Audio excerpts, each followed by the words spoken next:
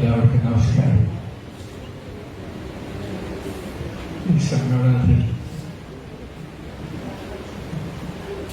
കൽപ്പറ്റ ബാലകൃഷ്ണൻ സ്മാരകമായിട്ടുള്ള അവാർഡാണ് പ്രധാനം എന്ന് ഞാൻ വിചാരിക്കുന്നു. എനിക്ക് നിശ്ചയമില്ല. കൽപ്പറ്റ ബാലകൃഷ്ണൻ അദ്ദേഹത്തിൻ്റെ സഹധർമ്മിണി സരസ്വതി മഹാരാജാസ് കോളേജിൽ പഠിച്ചിരുന്നവരാണ്. എൻ്റെ അടുത്തിരിക്കുന്ന doctor P V Krishnan Nair Vaishakhan, അദ്ദേഹത്തിൻ്റെ പേര് മറ്റൊന്നുമാണ്, മറന്നുപോയി, വസന്തൻ, ഇവരും അവിടെ പഠിച്ചിരുന്നവരാണ്. അങ്ങനെ പലരുടെയും സഹകരണമുണ്ട് എന്നതുകൊണ്ടാണ് എറണാകുളത്ത് നിന്ന് 98-ാം വയസ്സുകാരനായി ഞാൻ ഇവിടെ എത്തിയത്. ഇന്ന് റോഡിൽ ഭയങ്കരമായ തിരക്കാനും 4 മണിക്കൂറിലധികം സമയം അവിടെ എത്താനെടുത്തു. ഞാനിതെല്ലാം പറയുന്നത് എനിക്ക് വേഗത്തിൽ വീട്ടിൽ പോയേണ്ടതുണ്ട്. മരുന്ന് ധാരാളം കഴിക്കണം. ഒരു വീട് ഗുളിക പിള്ളേർ ഒട്ടായി കഴിക്കുന്നതുപോലെ ഞാൻ കഴിക്കുന്നുണ്ട്. അതുകൊണ്ടാണ് പോയാൽ നിങ്ങൾ അതിന് മാപ്പ് തരണം മൊത്തത്തിൽ വിചാരിക്കരുത് പറയാൻ വേണ്ടി. സാഹിതി എന്ന സംഘടനയെക്കുറിച്ച് ഉണ്ണികൃഷ്ണൻ ഇവിടെ വളരെ വാചാലമായി സംസാരിച്ചു. സാഹിത്യ സംഘടനകൾ എറണാകുളം ഭാഗത്ത് 5 എനിക്കറിയാം. ഓരോന്നിനും പ്രസിഡന്റ്, ഓരോന്നിനും സെക്രട്ടറി, ഭാരവാഹികളുണ്ട്. പഴയ ഒരു സാഹിത്യ സംഘടനയുടെ സാഹിത്യ പരിഷത്താണ്. അവിടെ നാളെ തിരഞ്ഞെടുപ്പ് നടക്കുകയാണ് പുതിയ ഭാരവാഹികൾ. അത് നമ്മുടെ ഡോക്ടർ കൃഷ്ണൻ നായരോടൊപ്പം ഞാനും എനിക്കൊരു ഓണറി മെമ്പർഷിപ്പ് തന്നു. അതിൻ്റെ അടിസ്ഥാനത്തിൽ വോട്ട് ചെയ്യാൻ പോകണം. വളരെ ഈ കോഓപ്പറേറ്റീവ് ബാങ്കിൽ നടക്കുന്നവരുടെ മത്സരം നടന്നുകൊണ്ടിരിക്കുകയാണ്. സാഹിത്യ സംഘടനകളാണെങ്കിൽ അവര് പലർക്കായി പലതരം അവാർഡുകൾ നൽകും. അതിൻ്റെ പല നേട്ടങ്ങളും കൊടുക്കുന്നവർക്കും വാങ്ങിക്കുന്നവർക്കും വലിയ രീതിയിലുണ്ടാകുന്നുണ്ട്. ഇവ കാര്യങ്ങളിൽ വലിയ വിശ്വാസമൊന്നുമില്ലാത്ത ഒരാളാണ് ഞാൻ. വിശ്വാസമില്ലാത്തതിന്റെ കാരണം ഇതൊരു വ്യക്തിയുടെ പ്രവർത്തനമാണ് മുഖ്യമായി സാഹിത്യം എന്ന് പറയുന്നത്. സംയുക്തമായി സാഹിത്യം നിർമ്മിച്ചത് വിമർശനമുണ്ടാക്കുകയോ പ്രയാസമാണ്. പണ്ട് സാഹിത്യ സമിതി എന്നൊരു സംഘടന ഉണ്ടാക്കിയപ്പോൾ അന്ന് നമ്മുടെ ഒരു വിമർശകൻ പ്രസംഗകനാണ് പ്രധാനമായിട്ട് പറയേണ്ടത് എഴുതിയത്, അവരോടിലാണ് എഴുതിയത് എഴുത്തുകാർക്ക് സംഘടനയുടെ ആവശ്യമില്ല എന്നാണ്. അദ്ദേഹം ഒരു പ്രസിദ്ധമായ വാക്യം പറഞ്ഞു: സിംഹങ്ങൾ ഗർജിക്കുന്നു, നാട്ടിൻപത്രങ്ങൾ ഒത്തുകൂടുന്നു എന്നാണ്. അതിനെ തന്നെ 2 മാസത്തിനകം സാഹിത്യ പരിഷത്തിന്റെ പ്രസിഡന്റ് ആവുകയും ചെയ്തു. ജനവാക്കിനെ അദ്ദേഹം സാധൂകരിച്ചത് അങ്ങനെയാണ്.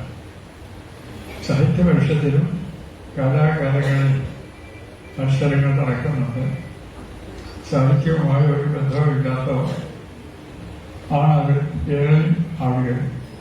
അവർക്കിവിടെ പണമുള്ളത് കൊണ്ട് വാടക ഇനത്തിൽ ധാരാളം പണം കിട്ടും.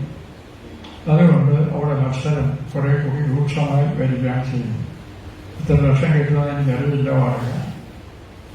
അങ്ങനെയാണ് സാഹിത്യത്തിന്റെ സാഹിത്യം മിക്കവാറും ഒരു വ്യക്തിനിഷ്ഠമായ പ്രവർത്തനമാണ്. ചിന്ത എന്ന് പറയുന്നത് ചർച്ചയിലൂടെ നടത്താമെന്നുള്ളത് ശരിയാണ്. നിങ്ങൾക്ക് നവോത്ഥാന സമിതി എന്ന് പറഞ്ഞാൽ 15-20 ചിലപ്പോൾ 550 പേരൊക്കെ വരും. ഇപ്പോൾ ഒരു പുസ്തകത്തെക്കുറിച്ച് ഒരാൾ സംസാരിക്കും, മറ്റുള്ളവർ കേട്ടുകൊണ്ട്. ഒരിക്കൽ അവിടുത്തെ വിഷയം അശ്ലീല സാഹിത്യമായിരുന്നു. അതിൽ ഞാനുണ്ടായിരുന്നു. അശ്ലീല സാഹിത്യം വായിച്ചു നേറ്റു പറയുന്ന യുവാക്കൾ, വിദ്യാർത്ഥികളും അധ്യാപകരും കൂടെ വന്നിരുന്നു. അതിന്റെ ഫലമായി അശ്ലീലം, നിയമം, സദാചാരം എന്ന പേരിൽ അന്ന് അതിൽ പങ്കെടുത്ത നിയമത്തിൽ ഡോക്ടറേറ്റുള്ള ഡോക്ടർ ആർ പ്രസന്നൻ ഒരു ചെറിയ പുസ്തകം എഴുതി, 100 പുസ്തകത്തിന് താഴെ. വളരെ ആലോചിക്കാൻ വക നൽകുന്ന പുസ്തകമാണ്. പക്ഷെ അതിന് പ്രചാരം ഉണ്ടായില്ല. വിലകുറഞ്ഞതാണെങ്കിൽ പ്രസിദ്ധീകരിച്ച SPCS ആണ്. നമ്മുടെ നാട്ടുകാർ പൊതുവിൽ ഇത്തരം കാര്യങ്ങളിൽ ചിന്തിക്കുക, അതും രചനാത്മകമായി ചിന്തിക്കുക എന്ന സമ്പ്രദായം പ്രായണയില്ലാത്തവരാണ്. എന്നോടൊരു മൾട്ടിനാഷണൽ പ്രതിനിധിയൊക്കെ പറഞ്ഞത്, ഞാൻ നമ്മുടെ ജസ്റ്റിസ് CR കൃഷ്ണനെ കൂടി ഇരിക്കുമ്പോഴാണ് അദ്ദേഹത്തോട് വന്നത്. അദ്ദേഹം പറഞ്ഞത് പരസ്യത്തിനും മറ്റും ഏറ്റവും അധികം വഴിപ്പെടുന്നത് കേരളീയരാണെന്നാണ്. അന്ന് അദ്ദേഹം പറഞ്ഞത്, കുട്ടികൾക്ക് ആളുകൾക്ക് കൈ കഴുകാൻ ഞങ്ങൾ പുതിയ ഒരു സാധനം ഉണ്ടാക്കുന്നുണ്ട്, നമ്മളിപ്പോൾ ഹാൻഡ് വാഷ് എന്നൊക്കെ പറയുന്നതാണ് ആണെന്ന് തോന്നുന്നു. ഞാൻ പറഞ്ഞു, ഇവിടെ ഞങ്ങൾക്ക് ലൈഫോസോപ്പും വേറെ സോപ്പ് കൊണ്ടിടാണ് ഇതിന് പേര് പറഞ്ഞു. അപ്പോൾ അതിൻ്റെ ഞങ്ങൾ 2 പരസ്യം കൊടുത്താൽ ആദ്യം വരാൻ പോകുന്നത് അവരാണ്. പരസ്യം കൊടുത്തും ഇപ്പം ഇതില്ലാത്ത വീടിൽ എൻ്റെ ഒട്ടുവരെ ഉണ്ട്, ഞങ്ങൾ പരസ്യം കൊടുത്താൽ വാങ്ങിക്കും. പിന്നീട് അവർ പറഞ്ഞത്, ഞങ്ങൾ ഇവിടെ മുറ്റങ്ങളെല്ലാം തന്നെ ടൈൽസിട്ട് നടക്കും, അതും ആദ്യം വീഴാൻ പോകുന്നത് കേരളീയരാണ്. ഞങ്ങൾക്ക് പ്രബുദ്ധമായ രാജ്യത്തെക്കുറിച്ച് പറഞ്ഞില്ല, അങ്ങനെ കൊണ്ടുവരാൻ സാധിക്കും. ഉണ്ണികൃഷ്ണൻ ജാതി മതഭേദത്തെക്കുറിച്ച് പറഞ്ഞു. ജാതി ഏറ്റവും അധികം രൂക്ഷമായ സ്ഥലവും കേരളം തന്നെയാണ്. വിവേകാനന്ദ സ്വാമി ഇന്ത്യ മുഴുവൻ കണ്ട വ്യക്തിയാണ്. അദ്ദേഹമാണ് കേരളത്തിൽ രോമന പേര് നൽകിയത്.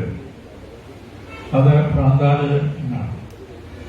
അതിനുവേണ്ടി നടന്ന സമരത്തിന്റെ പേരിൽ ഞങ്ങളാണ് നടത്തിയത്, ഞങ്ങളാണ് നേട്ടം ഉണ്ടാക്കിയതെന്ന് പറഞ്ഞാൽ ഇപ്പോഴും ഇടംതുരുത്തി മാനേജരെ നമ്പൂതിരിയെ ശകാരിച്ചുകൊണ്ട് അനേകം ആളുകൾ അവിടെ പങ്കെടുത്തു. 6 or 7 മീറ്റിങ്ങുകളിൽ ഞാൻ പോകേണ്ടതായിരുന്നു, ഭാരവാഹികൾ ബന്ധപ്പെട്ടവരായതുകൊണ്ട്. വൈകേസ് അദ്ദേഹം പരാജയമായിരുന്നു. നമ്മുടെ ആരും അത് ഓർക്കാത്ത ഒരു കാര്യമാണ്. ആരും റോഡിൽ നടക്കുന്നതിന് സമ്മതിച്ചില്ല. ആ റോഡിൽ പോയി അന്ന് റീജന്റാണ് ഭരിച്ചിരുന്നത്. പിന്നീട് ക്ഷേത്രപ്രവേശനത്തിന് വേണ്ടിയുള്ള മത്സരം നടന്നുകൊണ്ടിരിക്കുന്ന ഘട്ടത്തിലാണ് വന്നത്. അതുപോലെ തന്നെ നമ്മൾ ദളിതർ എന്ന് പറയുന്ന വർഗത്തിന് അവിടെ നിലത്ത് കുത്താൻ സ്ഥലം അനുവദിക്കാത്ത സ്ഥലം കേരളമാണ്. ആദ്യം പൊലയിലെ സംഘടിപ്പിച്ചത് AP കിടപ്പൻ മാസ്റ്ററാണ്. ചെങ്ങാടം കെട്ടി, കാരണം അത് പുറത്തുള്ള സ്ഥലത്ത് പ്രവേശനമില്ല. ചെങ്ങാടം കെട്ടി അതിലാണ് വീഴ്ച കൂടുതലും AP വെള്ളം തുടങ്ങിയവരിൽ പങ്കെടുപ്പിച്ചത്. ഇന്നവർക്ക് കരുത്തനായ നേതാവുണ്ട്. അദ്ദേഹം കുറച്ചുകൂടി ചുറ്റുപാടുകൂടി നടത്തിക്കൊണ്ട്, എങ്കിലും കേരളത്തിന്റെ അവസ്ഥ വളരെ ശോചനീയമാണ്. ഇപ്പോൾ സ്കൂൾ പ്രവേശനം, എല്ലാവർക്കും വിദ്യാലയ പ്രവേശനം അനുവദിച്ചില്ല. ഡോക്ടർ പരിശോധിച്ച കത്തുകൾ ധാരാളം ഞാൻ അദ്ദേഹത്തിന്റെ ജീവിതം ഉദ്ധരിക്കുന്നതിന് കുറയില്ല, പലതും എന്റെ കയ്യിൽ പോയി. അത് ക്ഷേത്രത്തിൽ നമ്മുടെ പാരമ്പര്യം അംഗീകരിക്കാത്തതൊന്നും കരുവാൻ തരുന്നതല്ല എന്നാണ് സർക്കാരിന്റെ ഇല്ല. കരുവാൻ തരില്ല, അതിനുവേണ്ടി എത്രയോ കാലം. ഡോക്ടർ അംബേദ്കർ മഹാത്മാഗാന്ധിയെ കാണാൻ 930 അടുത്തോ മറ്റോ ഗാന്ധിജി വളരെ തീക്ഷ്ണമായ ഇഷ്ടമുണ്ടിരുന്ന ഗാന്ധി വ്യക്തിയാണ് ഡോക്ടർ അംബേദ്കർ. അദ്ദേഹം അഖിലലോക പ്രശസ്തനായിരുന്നു. യൂറോപ്പിലും ഇംഗ്ലണ്ടിലും അമേരിക്കയും നടന്ന ഈ സ്വാതന്ത്ര്യ സമരത്തെ എതിർത്തുകൊണ്ട് അദ്ദേഹം ധാരാളം, പ്രത്യേകിച്ചും ഗാന്ധിജി യൂണിവേഴ്സിറ്റി പ്രസംഗിച്ചു. പിന്നീട് അവർ ബോംബെയിൽ കാണുമ്പോൾ ഗാന്ധിജി ഒരു ചോദ്യം ചോദിച്ചു, മിസ്റ്റർ അംബേദ്കർ, ഒന്നുമില്ലെങ്കിൽ നമുക്ക് സ്വരാജ്യ സ്നേഹത്തിൽ ചോദിക്കാമല്ലോ. അപ്പോൾ അദ്ദേഹം തിരിച്ചു ചോദിച്ചത്, ഏതാണ് എന്റെ സ്വരാജ്യം? ഏതാണ് എന്റെ സ്വരാജ്യം? ഈ റോഡ് വെട്ടിയുണ്ടാക്കുന്നത് എന്റെ വർഗ്ഗക്കാരാണ്, അവരെ റോഡിൽ നിങ്ങൾ കയറ്റുമോ? ഈ അമ്പലങ്ങളിൽ ഇഷ്ടികയും കല്ലും ചുമക്കുന്നത് എന്റെ വർഗ്ഗക്കാരാണ്. അതിന്റെ 7 വിഭാഗങ്ങൾ സമ്മതിക്കുള്ളൂ. അക്ഷരം പഠിച്ച് വെളിച്ചം നേടണം എന്ന് പറയും നിങ്ങളാണ്. ഇവിടെ വിദ്യാലയ പ്രവേശനത്തിന് ഞങ്ങൾ മുറ്റത്ത് പോലും കയറ്റിയില്ല. അതാണ് കേരളത്തിന്റെ അവസ്ഥ. എല്ലാ കാര്യങ്ങളിലും വളരെയധികം മോശമായ സ്ഥിതിക്ക് ബ്രിട്ടീഷുകാരുള്ളതുകൊണ്ടാണ് ഇവിടെ അധികം പരിഷ്കാരങ്ങൾ ഉണ്ടായത്. അതുകൊണ്ടാണ് നിരാജ് ചൗധരി എന്ന ബംഗാളി റൈറ്റർ ഇംഗ്ലീഷിലെ എഴുതുള്ളൂ. അദ്ദേഹത്തിന്റെ autobiography of an unknown India എന്നുള്ളതിൽ സമർപ്പിച്ചിരിക്കുന്നത് ബ്രിട്ടീഷ് സാമ്രാജ്യം, ബ്രിട്ടീഷ് എംപയർ എന്നാണ്. സാമ്രാജ്യം, ബ്രിട്ടീഷ് രാജ്യമല്ല. അതാണ് ഇന്ത്യ ഇത്തരത്തിലാക്കിയത്. സതി സമ്പ്രദായം അവസാനിപ്പിച്ചാലും സതി സമ്പ്രദായം അവതരിച്ചാലും ഏതെങ്കിലും കിഴവൻ ഒരു സ്ത്രീയെ കല്യാണം കഴിക്കും. അയാൾ മരിക്കുമ്പോഴുള്ള ചിതയിൽ ഇവിടെ പിടിച്ചു കെട്ടിയിട്ട് അയാളോടൊപ്പം കത്തിക്കുകയാണ് ചെയ്യുന്നത്. ശിശുക്കൾ വിവാഹം നിർത്തലാക്കിയത് ബ്രിട്ടീഷുകാരാണ്. അതുപോലെ തന്നെ മാറി മറയ്ക്കാൻ അവകാശം കൊടുക്കാൻ മേൽനോട്ട് പ്രക്ഷോഭണം പുതിയതാകുന്ന കേരളത്തിനതാണെന്ന് ചോദിച്ചു. അത് ഗവൺമെന്റ് ഒരു തരത്തിൽ അനുവദിക്കാതെ വന്നപ്പോൾ ഗവർണർ ചക്രവർത്തിക്ക് എഴുതി വിക്ടോറിയ രാജ്യമാണെന്ന് എനിക്ക് തോന്നുന്നു, അത് അനുവദിപ്പിക്കുകയാണ് ചെയ്തത്. അതാണ് കേരളം. അങ്ങനെ പല നിലകളിലും വളരെ പിന്നോട്ട് നിൽക്കുന്ന കേരളത്തിന് മുന്നോട്ട് പോകാൻ എംഗോ ഞാൻ പറഞ്ഞതുപോലെ ചിന്തിക്കാനുള്ള വാസന കൂടിയെടുക്കണം. സംഘടനകൾ ചിന്തിക്കാറില്ല. എനിക്ക് ആ മഹത്കാരികളുടെ പ്രസംഗം സീസറിനെ കൊന്നവരെയെല്ലാം ഓണറബിൾ എന്നാണ് പറയുന്നത്. ഞാൻ ഓണറബിൾ മാൻ പറഞ്ഞു വന്നതിന് ശേഷം അവര് മഹത്കാരിയുടെ വളരെ അക്കാര്യത്തിന്റെ ഒരു കൂട്ടം അവസാനം അദ്ദേഹത്തിന്റെ ചില ആരോപണങ്ങൾ വളരെ തന്ത്രപൂർവ്വം അദ്ദേഹം ചെയ്യുന്നുണ്ട്. ഇത് കഴിഞ്ഞപ്പോൾ ഭ്രാന്തന്മാരായി ഓടുകയാണ്. ഒരുതരം കൈ പിടികിട്ടുകയാണ്. ഇവനാണ് കോൺസ്പിറേറ്റീവ്സിൽ ഒരുത്തൻ അവന്റെ പേര് എന്താണെന്ന് ചോദിച്ചു. സിന്ന. അവനാണ് കോൺസ്പിറേറ്റീവ്സിന്റെ കൂട്ടത്തിൽ ഒരാൾ. അയ്യോ ഞാൻ ആ സിന്നയല്ല, ഞാൻ കവിയായ സിന്നയാണ്. കൊല്ലവനെ കവിത എഴുതിയതിന്റെ പേരിൽ കൊട്ട കവിത എഴുതിയ കൊല്ലുകയാണ് ചെയ്യുന്നത്. കൂട്ടത്തിന്റെ യുക്തിയില്ല. ഇത് തന്നെയാണ് ഇബ്സന്റെ അനനിമി ഓഫ് ദ പീപ്പിൾ ഞാൻ കാണുന്നത്. വിറ ജനിച്ചവരെ കുറിച്ചാണ് ഞാൻ പറയുന്നത്. അതുകൊണ്ട് നമുക്ക് ചെറിയ ചെറിയ സംഘങ്ങൾ വ്യക്തിക്ക് അവന്റെ രീതിയിൽ എഴുതാനും അവന്റെ ദർശനം ആവിഷ്കരിക്കാനും അവസരം നൽകുന്ന ഒരേർപ്പാടാണ് അഭികാമ്യം എന്ന് ഞാൻ പറയുന്നത്. ഇപ്പോൾ പുസ്തകരചനകളാണെങ്കിൽ എറണാകുളത്ത് 3 പോലീസ് കമ്മീഷണർ ആൾക്കാർ എഴുതിയിട്ടുണ്ട്. 3 പേരും മുതലെഴുതിയ പണ്ടുകാലത്ത് അറിയുന്നവരാണ്. തറവാടുകളൊക്കെ ബന്ധം വെച്ചോണ്ട് എന്നിട്ടാണ് കൊണ്ടുവന്നത്. എന്നതിന് മംഗളോത്തരം പോലെ എഴുതി കൊടുക്കും. അവതാരം ഇപ്പോൾ മംഗളോത്തരാക്കാതെ നിങ്ങൾക്ക് നിവൃത്തിയില്ലാതെ അപ്പോൾ ആ അറിഞ്ഞുകൊണ്ട് ഒരു ദിവസം ഒരു പുസ്തകത്തെ കുറിച്ച് ഇത്തരത്തെ ചടങ്ങുകളിൽ ഞാൻ വളരെയധികം സന്തുഷ്ടനാണ്. ഒന്ന് കാവ്യ പാരായണം അത്രയും അർത്ഥസ്ഫുടതയോടുകൂടി കവിയുടെ പ്രത്യേക നൃത്തം അതെങ്ങനെ ആലോചിച്ചാണ് പറഞ്ഞത്. അത്യധികം വിജ്ഞാനപ്രദമാണ്. കരുണ അഞ്ചിപ്പാട്ടാണ് ചെയ്തോ എന്ന് പറയുന്ന വൃത്തമെടുത്ത് അത്യാവശ്യം ദാരുണമായ ഒരു ജീവിതം അവതരിപ്പിച്ചത് ഒരു പ്രത്യേക സാഹസിക ബുദ്ധിയാണ് അദ്ദേഹം ചൂണ്ടിക്കാണിച്ചത്. വാസ്തവമാണ്. എന്ന് മാത്രമല്ല അതൊരു ദേശീയ പ്രണയിയാക്കി മാറ്റിയത് ദേശീയ മാനിയാക്കി മാറ്റിയിട്ടുണ്ട്. അടുത്ത കാലത്ത് തരംതം ചെയ്ത സാർത്രയുടെ ഒരു നാടകത്തിന്റെ പേര് റെസ്പെക്റ്റബിൾ പ്രോസ്റ്റിറ്റ്യൂട്ട് എന്നാണ്. റെസ്പെക്റ്റബിൾ പ്രോസ്റ്റിറ്റ്യൂട്ട് ഒരു തീവണ്ടി അമേരിക്കൻ തീവണ്ടിയുടെ അകത്ത് വെച്ച് കുറെ പേർക്ക് എഴുന്നവ് തന്നെ കൊന്നു. കൊന്നപ്പോൾ അക്കൂട്ടത്തിൽ ഇവിടെ ഉണ്ടായിരുന്നു. ഇവിടെ ചെയ്തില്ല. കൊന്നതിന് ശേഷം അവർ സെനറ്റർമാരുടെ മക്കളാണ് അമേരിക്കയിൽ. അവർ ചെയ്യുന്നത് ഇത് അവിടെ ഇരിക്കുന്ന വേറെ നീക്കുകളും ഉപയോഗിച്ച് അവനെ കളയുന്നതാണ്.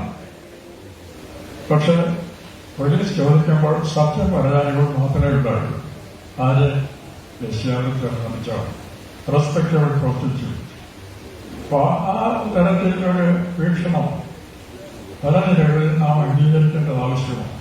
നമ്മുടെ ഇവിടെ തന്നെ എല്ലാവർക്കും സ്കൂൾ വിദ്യാലയ പ്രവേശനം അനുവദിച്ചപ്പോൾ കാറൽ മാർക്സിനെ പറ്റിയ പുസ്തകം എഴുതിയ കേരളവർഷമുള്ള സ്വദേശാഭിമാനി അതിൽപ്പറ്റി എഴുതിയത് ഏറെക്കാലം അക്ഷരങ്ങളിൽ കൃഷിയിലവരെയും ഏറെക്കാലം പാടത്തെ കൃഷിയിലവരെയും പാടത്തെ വായനയിലും ഒരുമിച്ചിരുത്തി പഠിപ്പിക്കുന്നത് പോത്തിനെയും ആനയെ കാളയെയും ഒരുമിച്ചിരുത്തി കിട്ടുന്നത് പോലെയാണെന്നാണ് തീരദേശാഭിമാനിയുടെ വാക്യം. അതാണ് എന്റെ കയ്യിലൊക്കെ പുസ്തകമുണ്ട്. അദ്ദേഹം മന്ത്രിയെ കുറ്റം പറയുന്നത്, ദിവാനെ കുറ്റം പറയുന്നത് ദിവാന്റെ മുമ്പിൽ കൂടി നല്ല വസ്ത്രം ധരിച്ച് പെണ്ണുങ്ങൾക്ക് പോകാൻ പറ്റിയില്ലെന്നാണ്. അധികാരം ഉള്ള സ്ഥലത്ത് പെണ്ണുങ്ങൾ കൂടും. എല്ലാ നാട്ടിലും പതിവുള്ള ഒരു സംഘം തന്നെയാണത്. അപ്പോൾ ദേവേന്ദ്രൻ തന്നെ ചെയ്യുന്ന പഠിച്ചതല്ലേ. വിശ്വാമിത്രൻ തപസ് ചെയ്ത് സ്വർഗത്തിൽ ചെല്ലുന്നതിന് ദേവതുല്യനാകുന്ന ഭയന്ന് എവിടെ 29 മറ്റോടെ ചേർത്ത് അധ്യയനം ചെയ്യുന്നത്. ഇതെല്ലാം നാം സ്വയം പരിശോധിച്ചുകൊണ്ട് ചെറിയ ചെറിയ ഗ്രൂപ്പുകളായി തിരിഞ്ഞ് ചെറിയ ചെറിയ രചനാത്മകമായ ചിന്തകൾ പരസ്പരം കൈമാറുന്നതിന് ശ്രമിക്കേണ്ടതാണ്. ഗോവിന്ദന്റെ അന്വേഷണത്തിന്റെ ആരംഭത്തിൽ അദ്ദേഹം ഒരു ദൃഷ്ടാന്തങ്ങൾ പറയുന്നുണ്ട്. ഒരു ദൃഷ്ടാന്തം, ഒരു വൈദിക വേല, അന്ന് വൈദികരുടെ കടകളുള്ളൂ പാശ്ചാത്യദേശത്ത്. അവർക്ക് ഒരു ദിവസം ബൈബിൾ പഠിച്ചിട്ട് വന്ന ഒരു സംശയം, ഒരു കുതിരയ്ക്ക് എത്ര വല്ലുണ്ടോ, ഒരു കുതിരയ്ക്ക് എത്ര വല്ലുണ്ട്. അവർക്ക് കുതിരയുണ്ട്, കുതിരകളുണ്ട്. അപ്പൊ ഇങ്ങനെ ചിന്തിച്ച പുസ്തകങ്ങൾ പരിശോധിക്കാൻ ഭാഷകാലി ഗ്രന്ഥങ്ങൾ.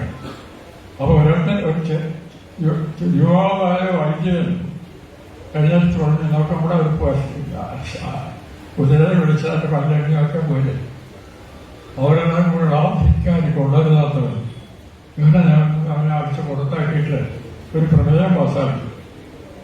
വിശുദ്ധ പുസ്തകത്തിലും അനുബന്ധമായ മറ്റു പുസ്തകങ്ങളിലും ലോകത്തിലുള്ള സർവ്വസത്യങ്ങളും രേഖപ്പെടുത്തുന്നുണ്ടെങ്കിലും പശുവിന് എത്ര പല്ലുണ്ട് എന്നുള്ളത് ഇനിയും മനുഷ്യനെ അജ്ഞാതമായിരിക്കാൻ ദൈവിച്ചുള്ളതുകൊണ്ട് ഞങ്ങളതിനെ പറ്റിയോട് എഴുതുന്നില്ല എന്നാണ്. അതാണ് ആദ്യം.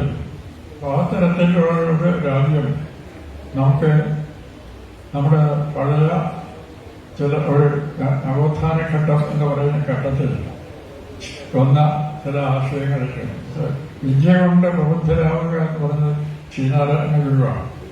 സംഘടനയോട് ശക്തരാവണം. പക്ഷെ സംഘടന വിദ്യയാൽ നിയന്ത്രിതമാവുകയും വേണം. വിദ്യ എന്നത് വേദാന്തത്തിലെ പദമാണ്. വിദ്യ അവിദ്യയാലല്ല, വിദ്യയാൽ അത് ഗുണത്തോടുകൂടി ചിന്തിക്കുന്ന സംഘടനകളാണ്.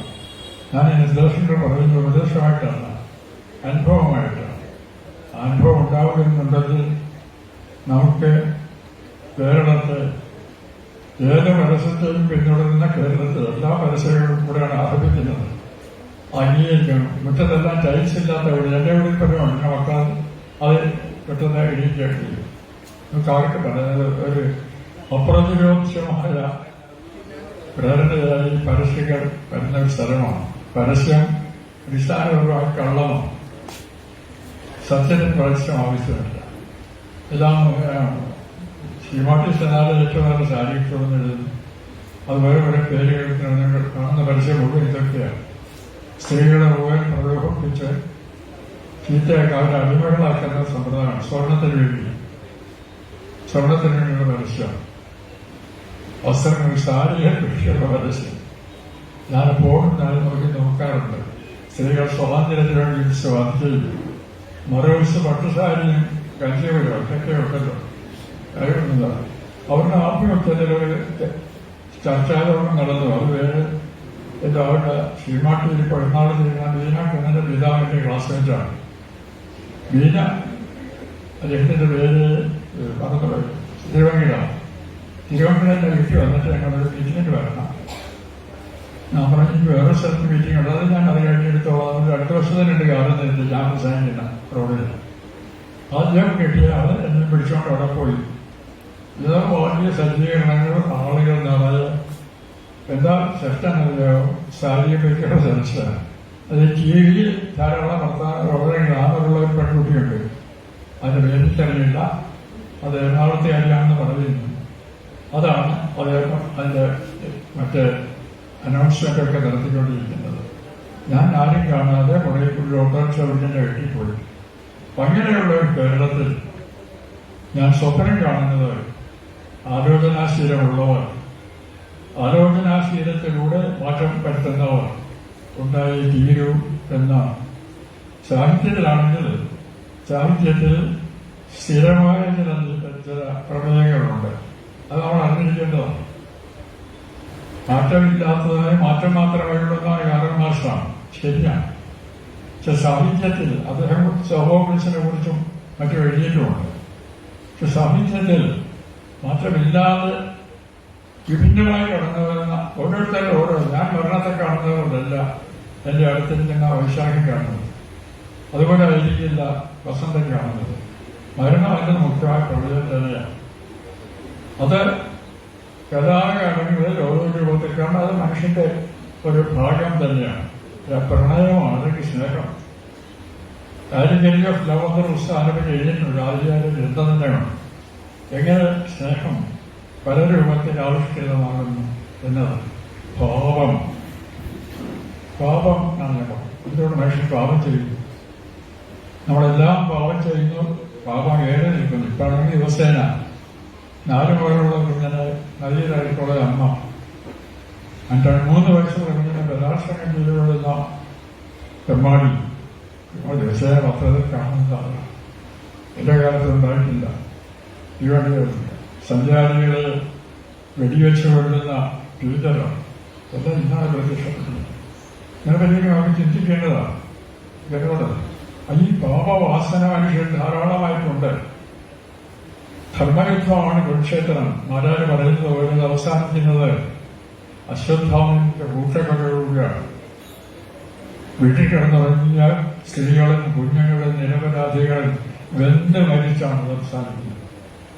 സൃഷ്ടി കഴിഞ്ഞതിന് ശേഷം ആബേൽ കായൻ 2 സഹോദരൻ. കായൻ ആബേലിനെ കൊന്നു, കരത്തെറി കൊണ്ട് മേടിച്ച് അടിച്ചു കൊന്നു. യഹോവ ചോദിക്കുന്നു, ആബേൽ കായൻ നീ നിന്റെ സഹോദരനെ കൊന്നോ? അപ്പോൾ അവൻ തിരിച്ചു പറയുന്നത്, ഞാൻ എന്റെ സഹോദരനെ സൂക്ഷിക്കുവാനല്ല. അവൻ പശ്ചാത്താപമില്ല. അവൻ ചിരഞ്ജീവിയാണ്. അശ്വത്ഥാമാവ് ചിരഞ്ജീവിയാണ്. ഈ പാപവാസന ഏതെങ്കിലും കുറഞ്ഞും നമ്മുടെ വംശത്തിൽ നിൽക്കുന്നതും സാഹിത്യത്തിന് ഇക്കാലത്ത് പലതരത്തിൽ വരുന്നു. ഇയാളോ സൃഷ്ടിച്ച ഷേക്സ്പിയറെ നല്ല ഉദാഹരണമാണ്. പലതരത്തിലുള്ള ഒരുപാട് തരം പറയാനുണ്ട്. അങ്ങനെയുള്ള വിഷയങ്ങൾ നിങ്ങളുടെ ചർച്ചയ്ക്കും നിങ്ങളുടെ രാഷ്ട്രീയ വിനിമയത്തിനും വിധേയമാകുമെന്നുണ്ടെങ്കിൽ സാഹിത്യത്തിലും നിങ്ങൾക്ക് ആശാവഹമായ വളർച്ച ഉണ്ടാക്കാൻ കഴിയും ഞാൻ കരുതുന്നു. കാലത്തെ ആവർത്തിച്ച് വായിക്കുന്നത് എഴുത്തുകാരൻ ക്രൈം പണിഷ്മെന്റ്. അതിന്റെ കർത്താവ് അദ്ദേഹത്തിന്റെ ഏറ്റവും പ്രചാരമുള്ളതാണ്. പ്രദേശ് കേരളോത്സവം സങ്കീർണമാണ്. അദ്ദേഹത്തിന്റെ ഒരു യുവത്വം ചരിത്രകാരൻ HDF ടിറ്റോ സോവിയറ്റ് യൂണിയൻ നിയന്ത്രണത്തിന് പിന്തുണച്ചതിന് ശേഷം അദ്ദേഹം എല്ലാ ഡോക്യുമെന്റ്സും പരിശോധിച്ചതാണ്. അതിന്റെ ആദ്യത്തെ 2-3 അധ്യായങ്ങൾ 6 പ്രാവശ്യമാണ് എഴുതുന്നത്. എത്ര പ്രാവശ്യം? 6 പ്രാവശ്യം. അദ്ദേഹത്തെ പോലെ ഞാൻ എന്തെഴുതിയാലും അത് ജനങ്ങളെ വശീകരിക്കണമെന്ന് സ്വയം അറിയാവുന്ന എഴുത്തുകാരൻ. ഇത് നാം മനസ്സിലാക്കേണ്ടതാണ്. വെറുതെ എഴുതരുത്. എഴുതുന്നത് ആവർത്തിച്ച് നോക്കി ശൈലിയും അതിന്റെ ലക്ഷ്യോന്മുഖമായ നീക്കവും എല്ലാം ശ്രദ്ധിച്ചുകൊണ്ട് എഴുതുകയാണെങ്കിൽ നമുക്ക് പാശ്ചാത്യരെ പോലെ ഉയർന്ന സാഹിത്യകാരന്മാരെ കിട്ടും.